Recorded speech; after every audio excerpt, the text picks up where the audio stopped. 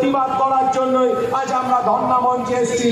আর প্রকৃত যিনি দোষী, সেই দোষী যাতে শাস্তি পায়, তার জন্যই আমাদের এই আন্দোলন। শুধু আমরা আন্দোলন করছি না, আমাদের আন্দোলনের পূর্বে আপনারা জানেন যে আজকে ডাক্তাররা আজকে আন্দোলন করছিলেন। ডাক্তাররা আন্দোলন করতে করতে সেই পুলিশের অফিসার যিনি গোয়েল বাবু, সেই তার কাছে গেলেন। তার কাছে গিয়ে একটা নকল সিদ্ধারা তার কাছে উপহার দিলেন, আর উপহার দিয়ে বললেন, আপনার সিদ্ধারাটা বিক্রি হয়ে গেছে, আপনার সিদ্ধারাটা সোজা নয়, তাই আপনি এই সিদ্ধারাটা লাগান, লাগালে প্রকৃতভাবে আপনার সিদ্ধারাটা সোজা হবে বলে তার কাছে একটা সিদ্ধারা উপহার দিলেন।